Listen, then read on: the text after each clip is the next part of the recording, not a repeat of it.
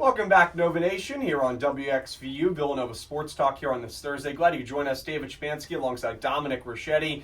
First 20 minutes or so of the show, we talked about kind of the reactions to the Crown Tournament for Villanova. We didn't mention, though, Dom, that Villanova will earn $100,000 NIL money, which is good for the program. Yeah. We talked a little bit about Coach Willard's coaching staff. Still coming up, we're going to talk about the press conference takeaways from yesterday. Before we do so, I want to talk about the transfer portal for men's basketball first.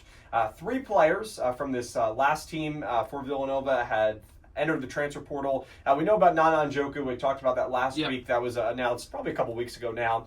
But also, according to Joe Tipton, we did have 2 Wildcats enter the transfer portal over the past couple days. One being Kris Parker, which Dominic and I talked about in the beginning briefly. Then also Josiah Moseley has entered the transfer portal. So I agree with your reaction, Dom. I think that is very disappointing. Nonetheless, I mean, very disappointing to see all the players leave because ideally you want to keep players around in your program and continue to build.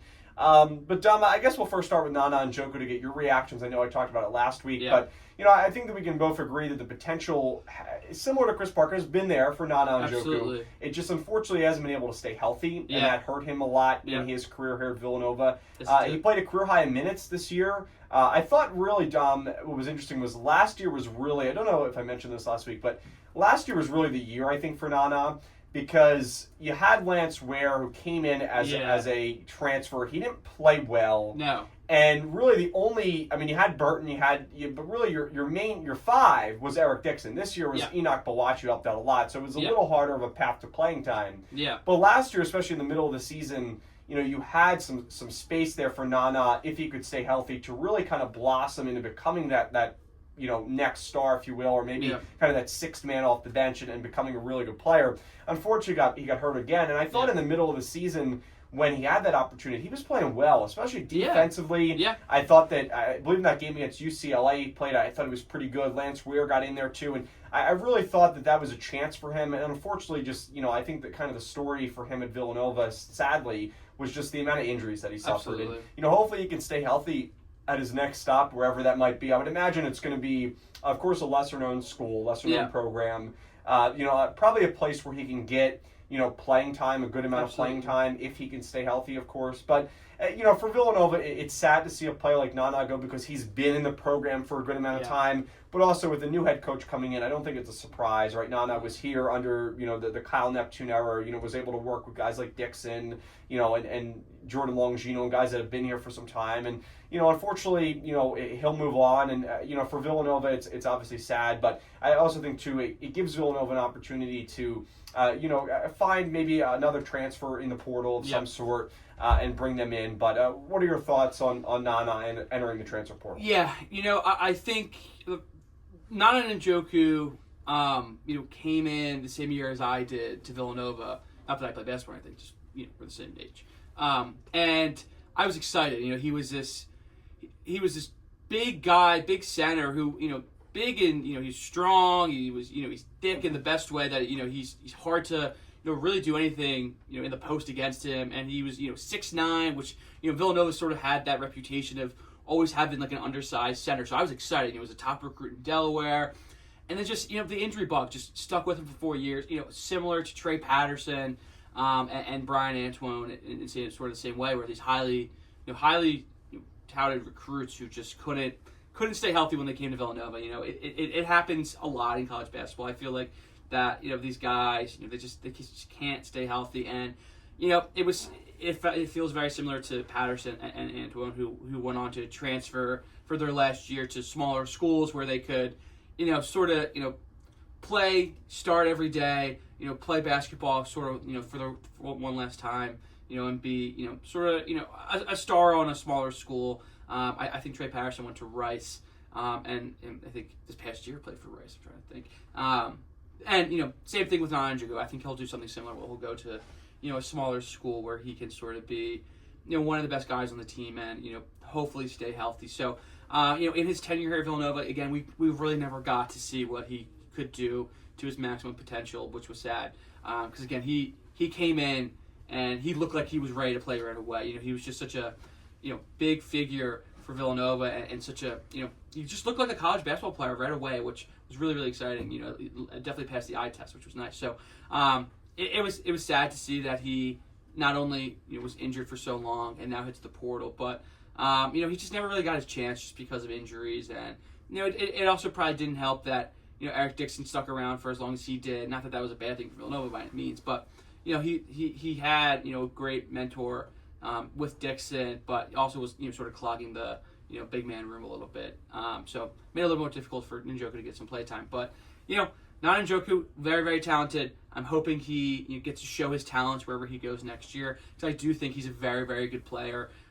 Electric on the offensive end, where he can really slam the ball in really, really fun ways. We've seen that in the few amount of times he's been on the court for Villanova. So I'm hoping wherever he goes, we can really see his talent blossom.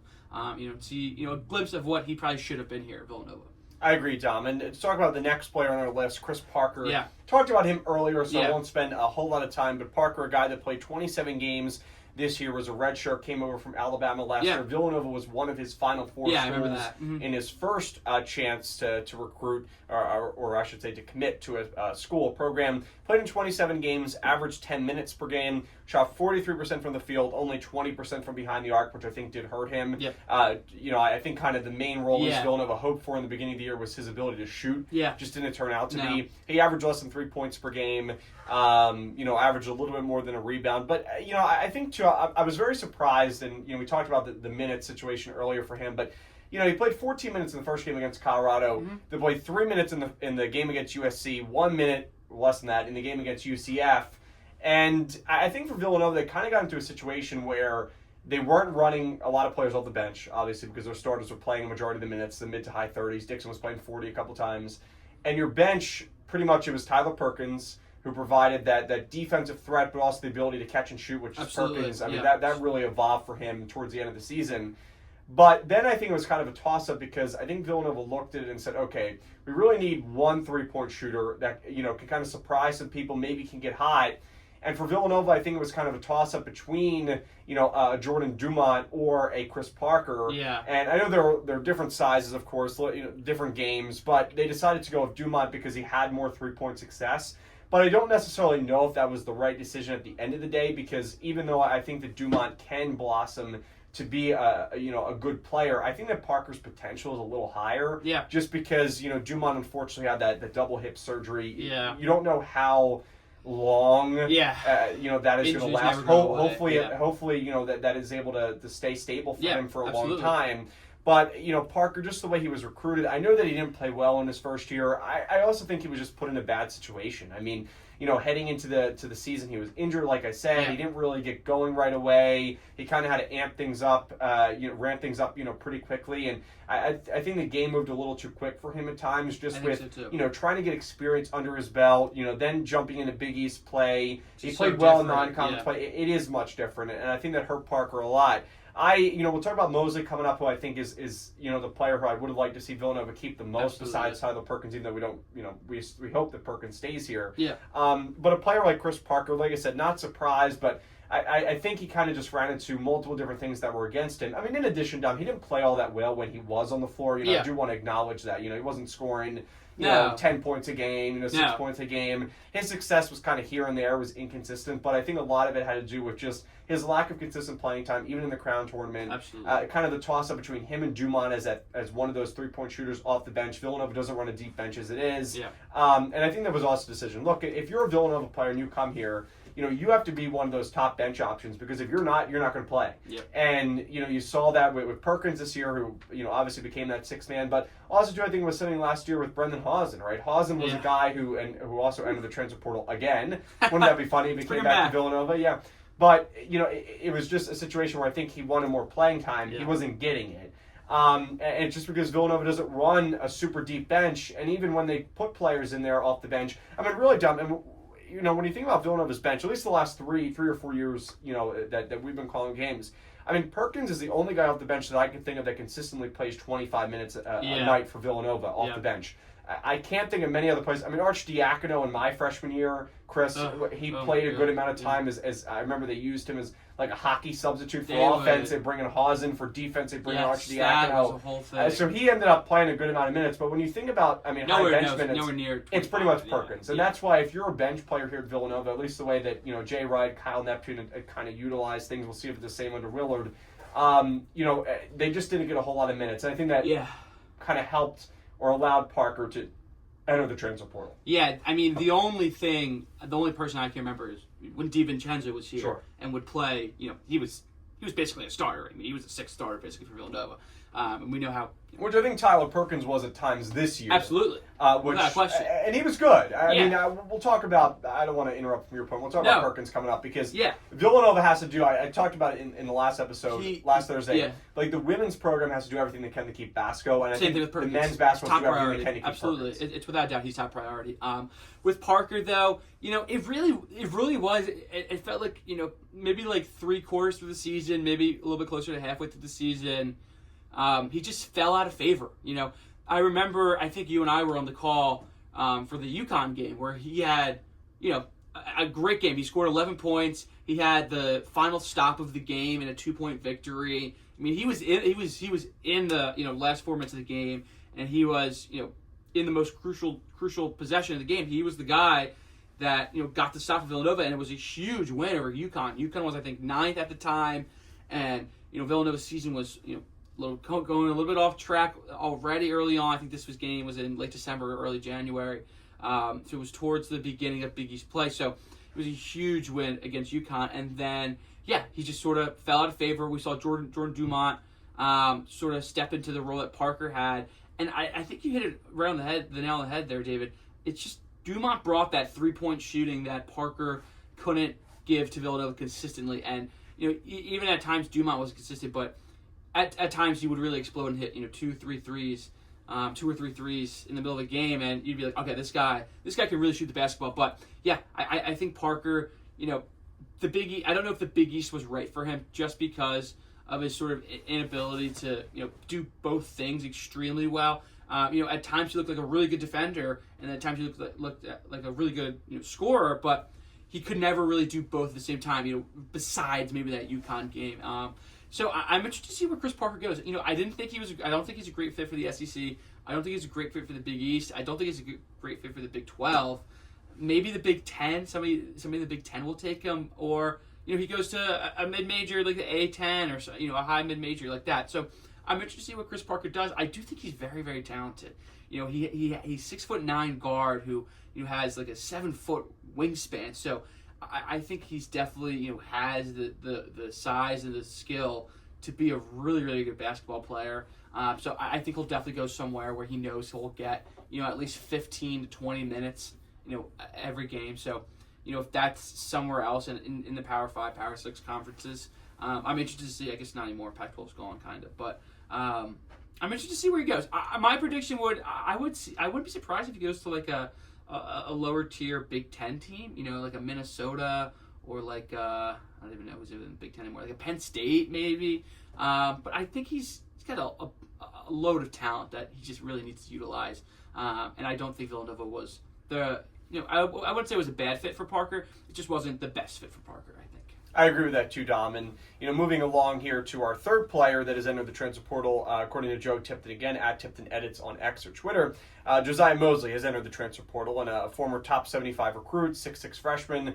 The scoring wasn't consistently there for Moseley, but that wasn't really what Villanova needed out of him. No. The rebounding, the defense was good in the beginning of the season. Yeah. There was a drop-off from non-conference play to conference play, which I feel like is expected for a lot of freshmen. But he is the player out of the three that and I know that's one of the poll questions, I'm most disappointed to see go because when you think about the way he played, he reminded you of a Jay Wright Villanova guy. His highly, intensive defense, his ability to grab rebounds. Yeah. Dom, there were multiple situations this year where he had like 3 or 4 rebounders going against him, and he was able to grab the rebound himself. He's a really strong physical guy. And I know that you talk about that kind of a lot, but especially for being a freshman, I thought he showed that early, especially in the beginning of the season. Yeah.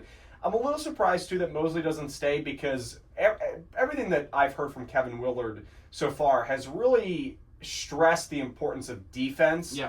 And not to say that Coach Neptune didn't, because, when Villanova had won some of their best games this season, it was because of their defense. But at the same time, with the way that Willard, and you look at his teams, the way that they have played defense, that aggressive style, he had the 6th best defense in the country this past year, the 14th before that. He, had pretty good defenses against, for Seton Hall. I'm surprised that Josiah Moseley didn't stay, because I think in Willard's system, I think he could be a guy that could really blossom. I understand probably why he didn't, though, because he wasn't going to start. Yeah. He probably wants an opportunity to, if he's not going to start as a sophomore, but, at least get an opportunity off the bench to play more than, I think he was averaging around 8 minutes per game, especially at the end of the year, similar to Parker. His minutes really dropped off. It was unfortunate for Moseley. It was a little different, too, because he had an illness in the middle of the season, and they went to Dumont there for some time, and that kind of took away from some of his minutes, because Dumont, when he first came on the scene, was knocking down threes consistently. And that hurt Moseley there just in terms of his playing time, and he just didn't really seem to get it back. And then also in conference play, he wasn't the same against Big East teams, which I think, especially where Villanova was in terms of, trying to, get back to the tournament, trying to just manage, I don't want to say being relevant again by any means, but manage, winning games in conference play. Yeah. And I think they wanted the guy that was hot necessarily than, the guy who they think could kind of, become some, really, really good player. But Moseley, especially defensively, is a guy that I think a lot of teams are going to be interested in. I don't think he's ever going to be probably that top scorer, because he's not a great shooter, obviously, but he can get to work in the paint. But, his defense is going to be really valuable to a team. And, especially in this day of college basketball where, a lot of players, want to shoot the ball well, and, threes, similar, I don't want to say it's the NBA, but, the three-point game is much more stressed. For a guy like Moseley, who brings that defense, for a program that is defensive-minded, he is a perfect fit. Absolutely. And, I agree, David. He was the one, out of the 3 people currently in the portal, he's definitely one that hurts the most, for a couple of reasons. One, he has 3 years of eligibility remaining. He was a freshman here at Villanova.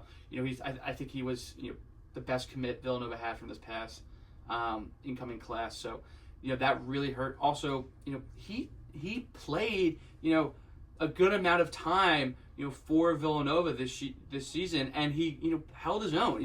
A lot of times it's difficult for freshmen, no matter how highly they're recruited, to, it's a really different game from high school to college basketball, absolutely. So, he really got in there. He held his own. You mentioned, David, how there was times where he would get, these rebounds over like 3 different guys of the other team, and you'd be like, how do you even get that? Because he's a tall guy, but he's never the tallest guy on the court or anything like that. He reminds me a lot of like Dennis Rodman, Charles Barkley, where he's always in the middle of action when it comes down to rebounds. He's always fighting for rebounds. And he was a guy that was always locked in for Villanova. When he was on the court, he always seemed to, be prepared on both sides of the court, offense and defense. So, it really hurts to see him hit the portal. But I'm interested to see where he goes too, because this seems like a guy who's great for the Big East. He was great for Villanova. He's very defensive minded. His offense really only came from point blank range, which at times that's fine. Same thing with Boachi, sort of. They really only score around the rim.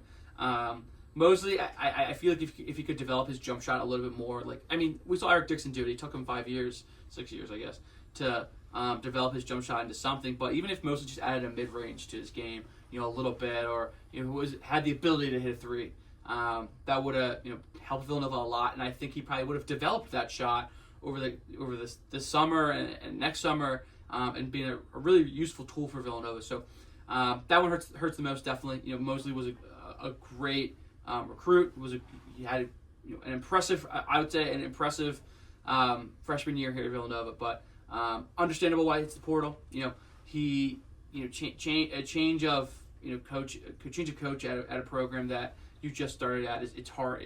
The freshmen are definitely the hardest to retain, just because they still have sort of that opportunity to have a career somewhere else, with 3 years of eligibility remaining. So that hurts. Hopefully he's the only freshman that hits the portal. So interested to see where he goes. Again, this is a guy that I think will stay maybe in the Big East. Maybe we'll see him go to like a Big Ten school like Parker, because I feel like their game, it best fits either in the Big East or Big Ten. Dom, to kind of move things to Willard's press conference, Yeah. obviously talk about the players who won't be here next year for Coach Yeah. Willard. But some takeaways here, Dom. I Yeah. thought a couple things. I know that Eric Rodel talked about how pretty much Willard checked all the boxes. Absolutely. Then we talked about how, just how long it took Villanova, that it seemed like he was their guy, the guy that they Yeah. wanted all along. Some notable things. Willard said he thanked everyone in the Villanova community. Said it's like Christmas every day.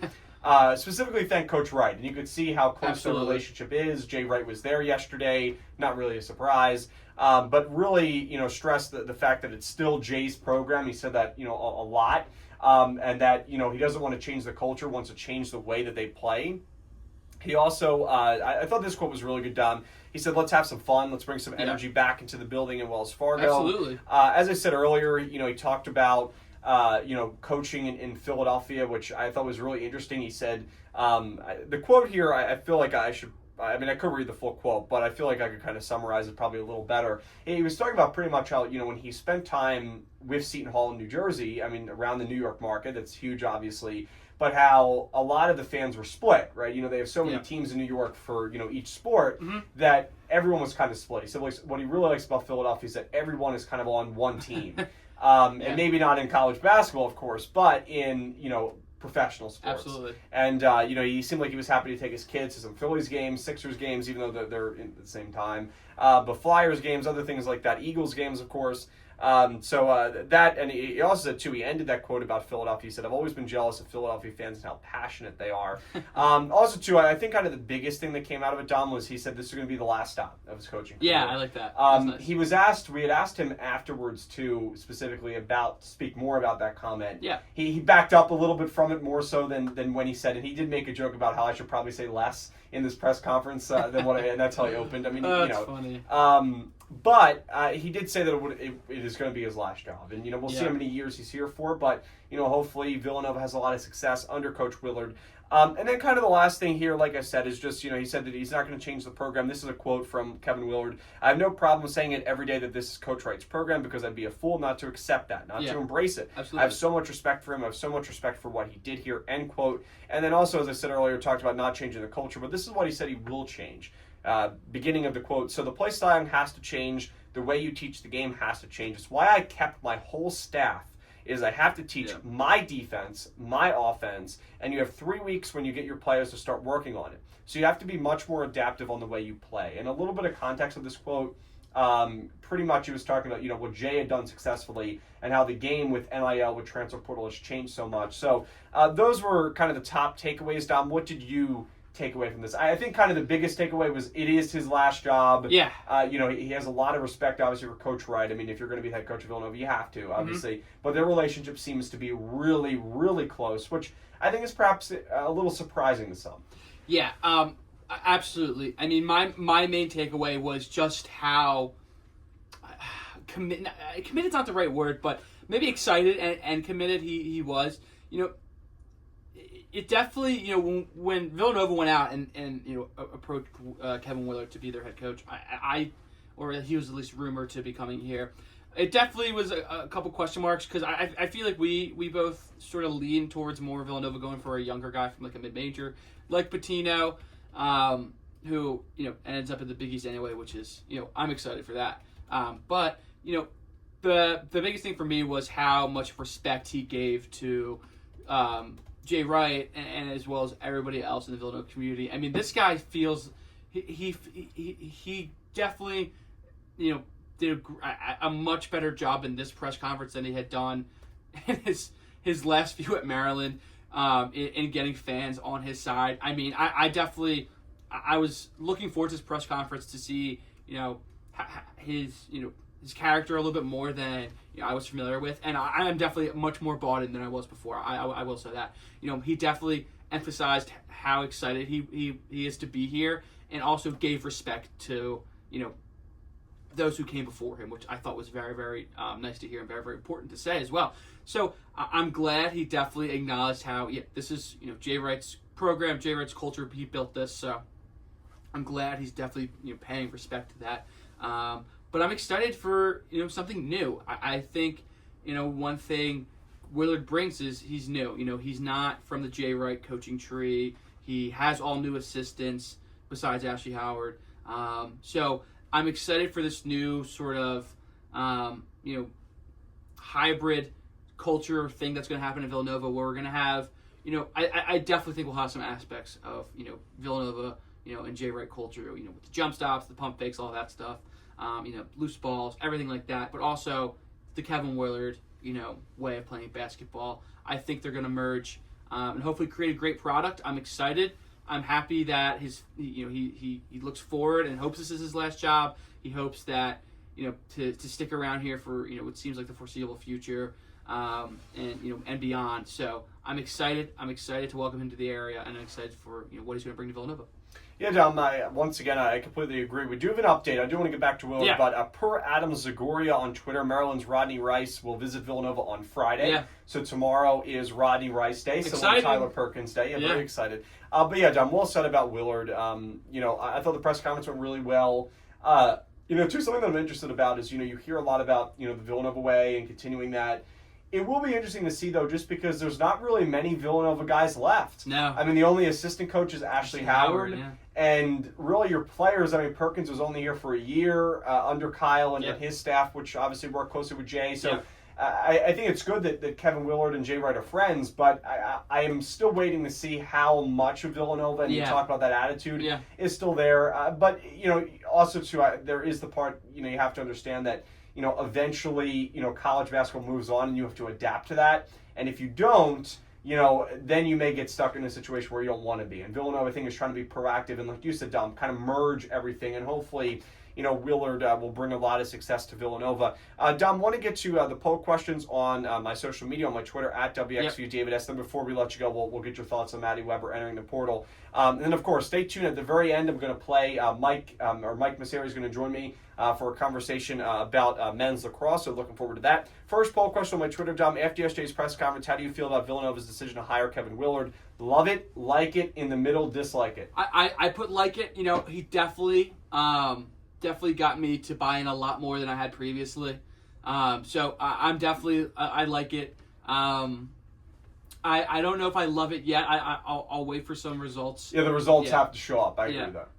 So definitely, but definitely not in the middle anymore. I'm definitely a lot more favorable about this hire after that press conference, and after everything he had to say. I like it. But I sort of had this perception that this wasn't like he was going to come in for 5 years, 6 years, 7 years. This seems like a guy that wants to be around for 15. Yeah, I agree with you, Dom. I'm also in the like it category. I'm a little surprised to see that 26% said love it. And I think the general, the consensus is that it is a good hire for Villanova. Absolutely, yeah. I just think a lot of people, including myself, I'm sure including you, Dom, as well, want to see the results on the court. Absolutely. And want to see, what Villanova does in the offseason with the transfer portal. We gotta see what everything looks like. Exactly. So I'm going to go with like it too. 60% saying like it, 26% saying love it. Second poll question: 3 Villanova players that entered the transfer portal, as we talked about. Which player impressed you the most? We kind of gave away our answer here. Kris Parker, Nana Njoku, Josiah Moseley. Dominic?